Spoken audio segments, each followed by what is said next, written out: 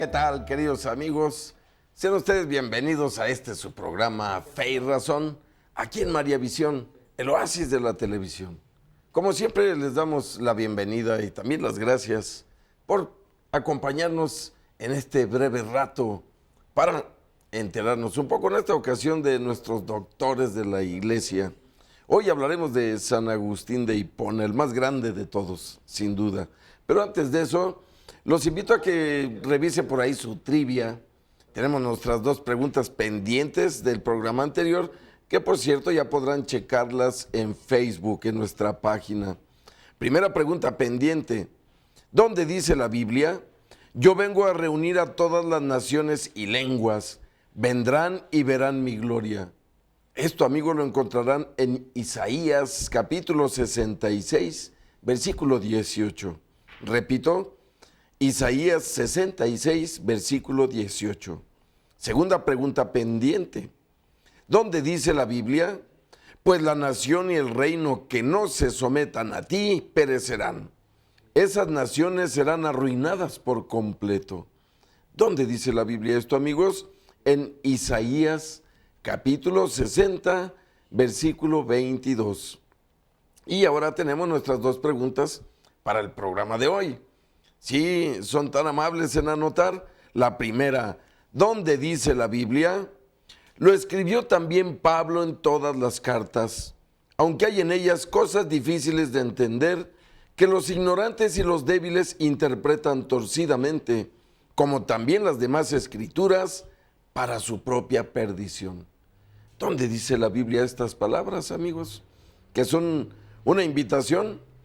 Repito, lo escribió también Pablo en todas las cartas, aunque hay en ellas cosas difíciles de entender que los ignorantes y los débiles interpretan torcidamente, como también las demás escrituras, para su propia perdición. Llámenos, escríbanos a feyrazon@mariavision.com y denos la respuesta. Segunda pregunta para el programa de hoy. ¿Dónde dice la Biblia? Por lo cual, por la conversión verdadera, rebosan de alegría, aunque sea preciso que todavía por algún tiempo sean afligidos con diversas pruebas.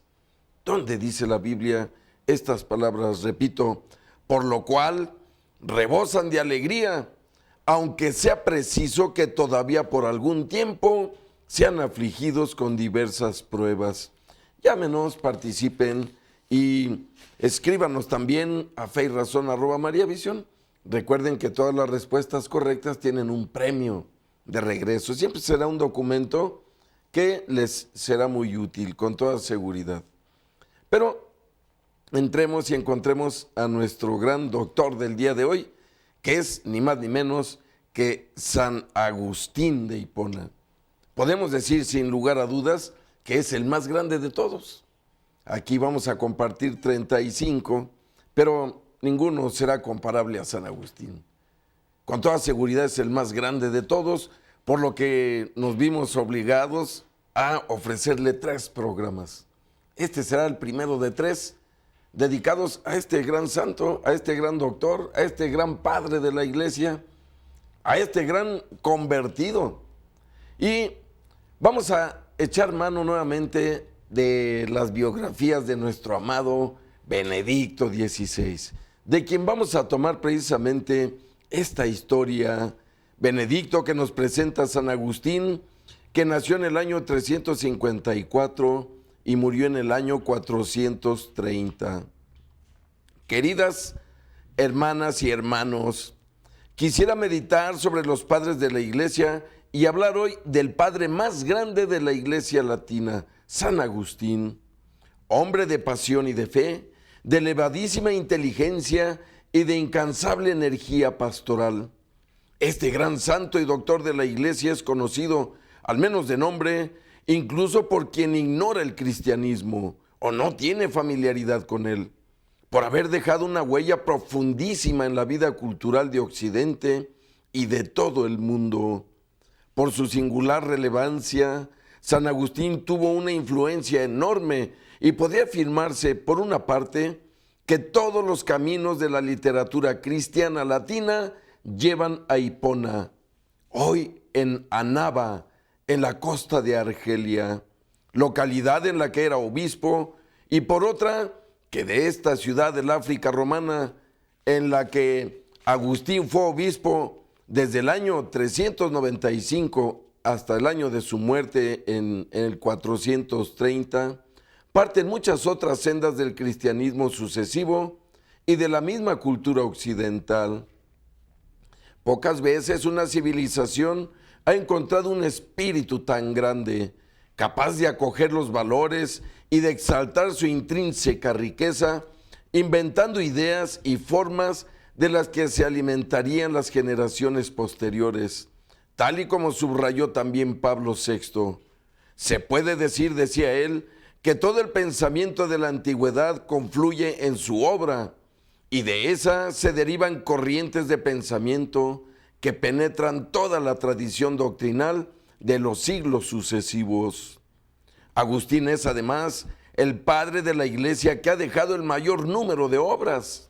Su biógrafo, Posidio, dice: parecía imposible que un hombre pudiera escribir tanto en vida.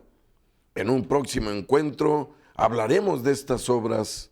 Hoy nuestra atención se concentrará en su vida, que puede reconstruirse con sus escritos y en particular con las confesiones, su extraordinaria biografía espiritual, escrita para el avance de Dios, su obra más famosa. Y les quiero decir, queridos amigos de María Visión y de Fe y Razón, a todo aquel que nos escriba a nuestro correo en feyrazon@mariavisión, le vamos a regalar esta obra, Las Confesiones de San Agustín, de manera electrónica y por supuesto gratuitamente. Solo tienen que solicitárnosla a través de un correo electrónico y se las enviaremos de regreso. Y dice aquí: las confesiones constituyen precisamente por su atención a la interioridad y a la psicología un modelo único en la literatura occidental. Y no solo occidental, incluida la no religiosa hasta la modernidad. Esta atención por la vida espiritual, por el misterio del yo, por el misterio de Dios que se esconde en el yo, es algo extraordinario, sin precedentes, y permanece para siempre como una cumbre espiritual. Pero volvamos a su vida. Agustín nació en Tagaste, en la provincia romana de Numidia, en el África romana, el 13 de noviembre del año 354, hijo de Patricio, un pagano que después llegó a ser catecúmeno, y de Mónica, fervorosa cristiana. Esta mujer, Santa Mónica, apasionada, venerada como santa, ejerció en su hijo una enorme influencia y le educó en la fe cristiana. Agustín había recibido también la sal como signo de la acogida en el catecumenado, y siempre quedó fascinado por la figura de Jesucristo. Es más, dice que siempre amó a Jesús, pero que se alejó cada vez más de la fe eclesial, de la práctica eclesial, como le sucede también hoy a muchos jóvenes. Agustín tenía también un hermano, Navigio, y una hermana, de la que desconocemos el nombre, y que tras quedar viuda se convirtió en superiora de un monasterio femenino. El muchacho, de agudísima inteligencia, recibió una buena educación, aunque no siempre fue estudiante ejemplar. De todos modos, aprendió bien la gramática, primero en su ciudad natal y después en Madaura, y a partir del año 370, a los 16 años de edad, aprendió retórica en Cartago, capital del África romana. Llegó a dominar perfectamente el latín, pero no alcanzó el mismo nivel en griego, ni aprendió el púnico, lengua que hablaban sus paisanos. En Cartago, Agustín leyó por primera vez el Hortensius, obra de Cicerón, que después se perdería y que se enmarca en el inicio de su camino hacia la conversión. El texto ciceroniano despertó en él el amor por la sabiduría. Como escribiría siendo ya obispo en sus confesiones, aquel libro, dice, cambió mis sentimientos, hasta el punto de que de repente todas mis vanas esperanzas se envilecieron ante mis ojos y empecé a concederme y encenderme en un increíble ardor del corazón por una sabiduría inmortal. Pero dado que estaba convencido de que sin Jesús no puede decirse que se ha encontrado efectivamente la verdad, y dado que en ese libro apasionante faltaba ese nombre, nada más leerlo comenzó a leer la Escritura, la Biblia. Quedó decepcionado, no solo porque el estilo de la traducción al latín de la Sagrada Escritura era deficiente, sino también porque el mismo contenido no le pareció satisfactorio. En las narraciones de la Escritura sobre guerras y otras vicisitudes humanas no encontraba la altura de la filosofía, el esplendor de la búsqueda de la verdad que le es propio. Sin embargo, no quería vivir sin Dios y buscaba una religión que respondiera a su deseo de verdad y también a su deseo de acercarse a Jesús. De esta manera, nos sigue diciendo Benedicto XVI sobre San Agustín, cayó en la red de los maniqueos, que se presentaban como cristianos y prometían una religión totalmente racional. Afirmaban que el mundo está dividido en dos principios, el bien y el mal, y así se explicaría toda la complejidad de la historia humana.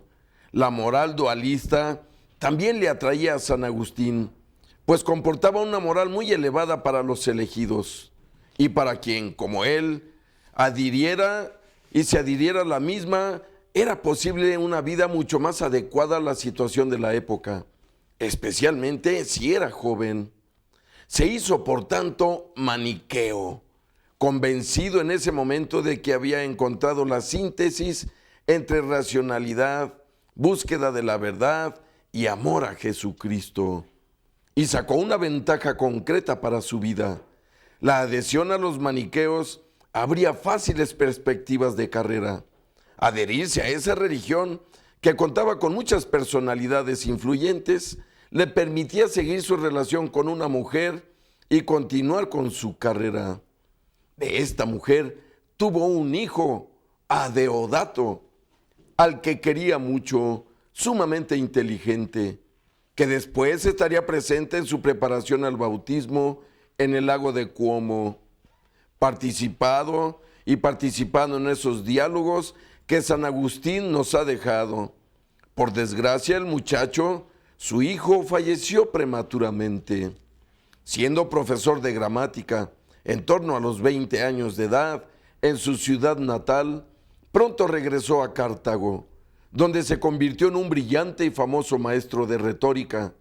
Con el paso del tiempo, sin embargo, Agustín comenzó a alejarse de la fe de los maniqueos, que le decepcionaron precisamente desde el punto de vista intelectual, pues eran incapaces de resolver sus dudas, y se transfirió a Roma y después a Milán, donde residía en la corte imperial y donde había obtenido un puesto de prestigio por recomendación del prefecto de Roma, el pagano Simaco, que era hostil al obispo de Milán, San Ambrosio.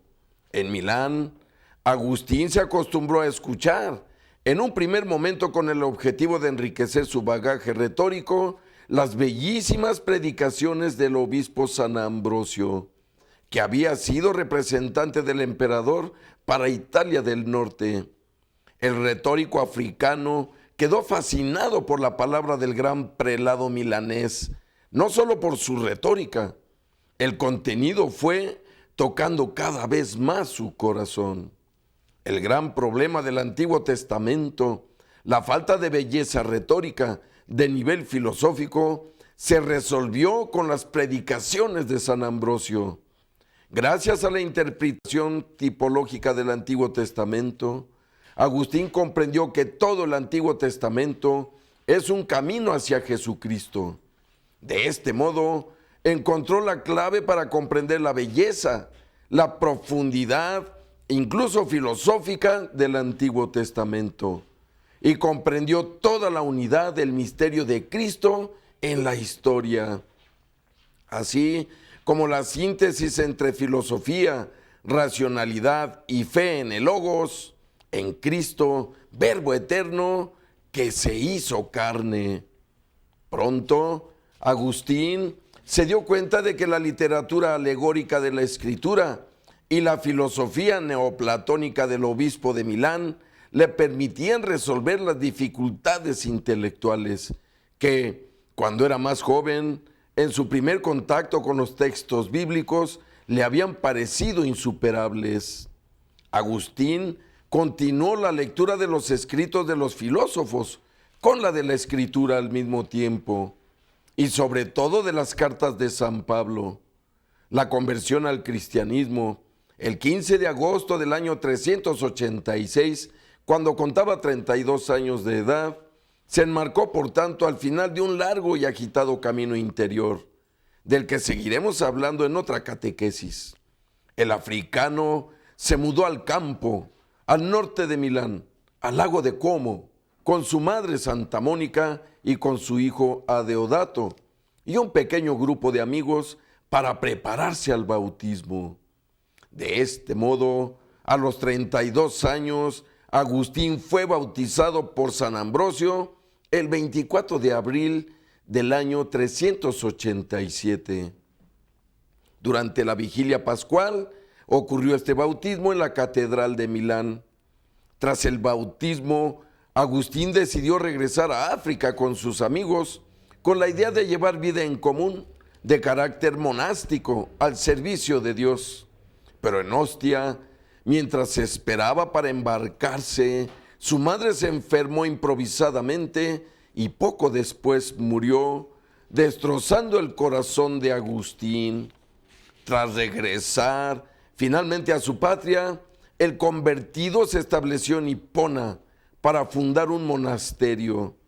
En esa ciudad de la costa africana, a pesar de resistirse a la idea, fue ordenado presbítero en el año 391 y comenzó con algunos compañeros la vida monástica en la que estaba pensando desde hacía algún tiempo, repartiendo su tiempo entre la oración, el estudio y la predicación. Quería estar solo, dice nuestro Papa Benedicto XVI, sobre San Agustín en esta época de su vida. Quería estar solo y al servicio de la verdad. No se sentía llamado a la vida pastoral, pero después comprendió que la llamada de Dios significaba ser pastor entre los demás y así ofrecer el don de la verdad a los demás, precisamente. En Hipona, 4 años después, en el año 395, fue consagrado obispo.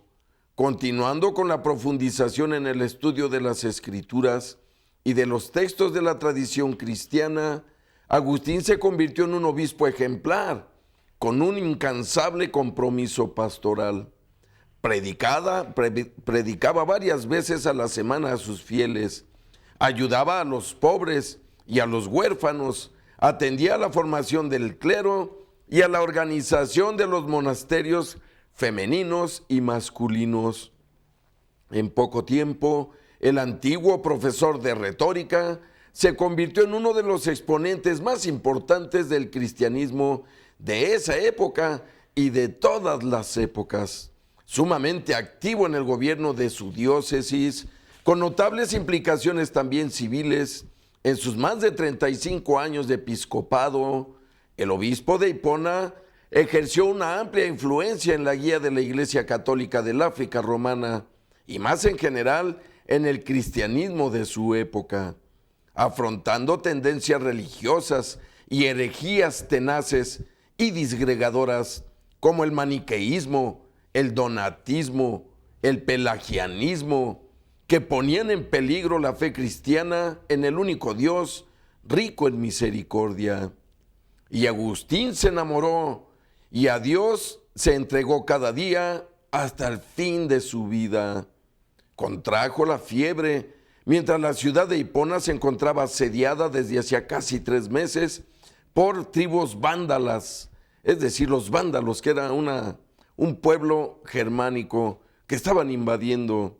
El obispo cuenta a su amigo Posidio en la vida de San Agustín, pidió que le transcribieran con letras grandes los salmos penitenciales y pidió que colgaran las hojas contra la pared, de manera que desde la cama en su enfermedad los pudiera ver y leer.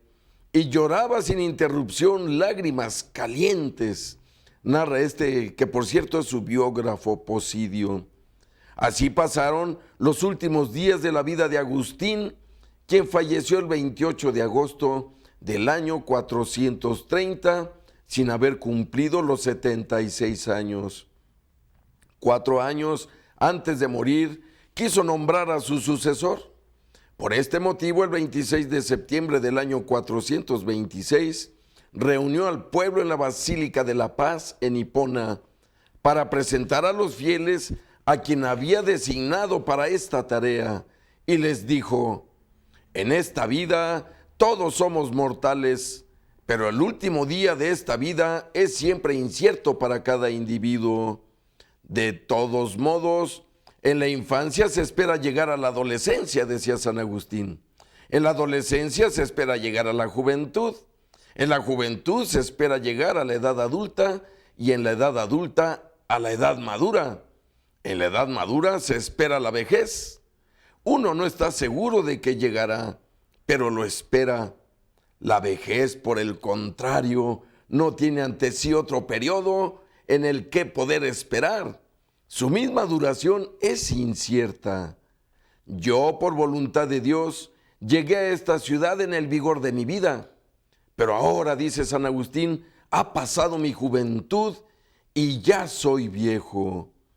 En ese momento, Agustín pronunció el nombre de su sucesor designado, el sacerdote Heraclio. La asamblea estalló en un aplauso de aprobación, repitiendo 23 veces: gracias sean dadas a Dios. Con otras aclamaciones, los fieles aprobaron, además, lo que después dijo San Agustín sobre los propósitos para su futuro. Quería dedicar los años que le quedaban a un estudio más intenso de las Sagradas Escrituras. De hecho, siguieron 4 años de extraordinaria actividad intelectual. Concluyó obras importantes, emprendió otras no menos comprometedoras, mantuvo debates públicos con los herejes, siempre buscando el diálogo, promovió la paz en las provincias africanas insidiadas por las tribus bárbaras del sur. En este sentido, escribió al conde Darío, venido a África, para superar las diferencias entre el conde Bonifacio y la corte imperial, de las que se aprovechaban las tribus de los maoris para sus correrías.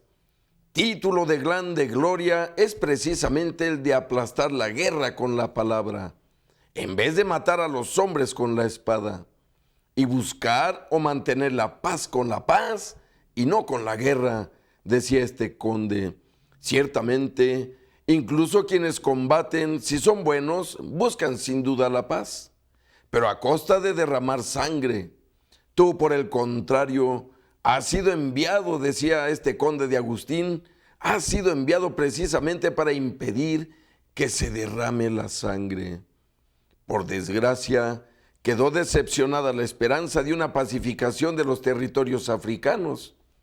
En mayo del año 429, los vándalos, este pueblo germánico, enviados a África como desquite por el mismo Bonifacio, pasaron el estrecho de Gibraltar y penetraron en Mauritania. La invasión se extendió rápidamente por otras ricas provincias africanas. En mayo y en junio del año 430, los destructores del Imperio Romano, como califica Posidio a esos bárbaros, rodeaban Hipona asediándola. En la ciudad también se había refugiado Bonifacio, quien, reconciliándose demasiado tarde con la corte, trataba en vano de bloquear el paso a los invasores. Queridos amigos, y ahí tenemos que dejar nuestra charla del día de hoy, porque el tiempo nos ha apremiado. Pero miren, ojalá adoptemos a estos doctores. Y yo los invito que, en especial a San Agustín, tengo que decirles con toda honradez que es uno de mis santos desde hace muchos años, a quien le pido que me ayude y me ilumine. San Agustín es sin duda un santo excepcional. Es un santo que nos puede ayudar a resolver nuestros conflictos interiores. Les quiero recordar que San Agustín fue como un personaje que acá en México le tenemos un corrido, que se llama Juan Charrasqueado. ¿Verdad? Este Juan Charrasqueado, dice el corrido, que era borracho, parrandero y jugador. Fíjense que así fue San Agustín. Y él lo narra en ese libro de las Confesiones que les hemos ofrecido. San Agustín viene de ser vago, parrandero, mujeriego. Como vemos, tuvo un hijo sin haberse casado. Y se fue convirtiendo hasta los 32, se puede decir, a los 33 años, a la edad de Cristo. Y entonces dejó de ser Juan Charrasqueado. Perdónenme por esa comparación. Y entonces, de ser un pecador, un lejano a Dios, comenzó a ser el gigante que ahora es para todos los tiempos. No importa cuánto tiempo dure la civilización humana, se hablará de San Agustín de Hipona, entre creyentes y no creyentes, porque es un gigante para todos. Pero tenemos que ir a un breve corte, amigos. No se vayan, vuelvan con nosotros. Enseguidita volvemos con ustedes.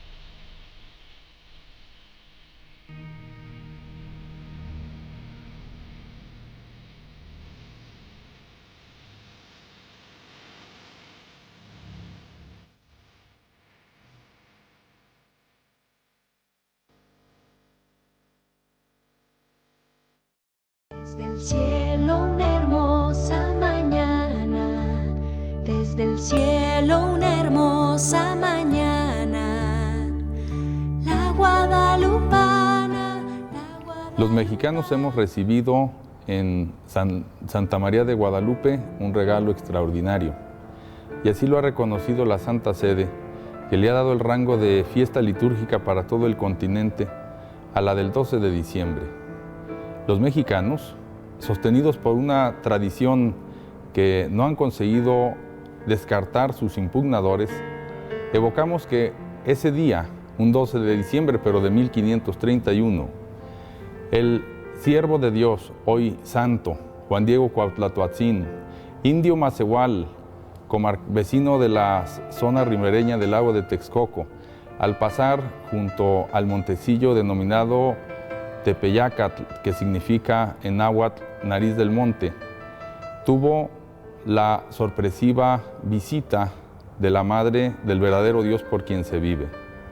A decir verdad, el 12 de diciembre se cerraba un ciclo de 4 apariciones, en las que el vidente tuvo la dicha de recibir de María un mensaje que transmitió de manera oral y sirviéndose de un traductor al obispo Fray Juan de Zumárraga.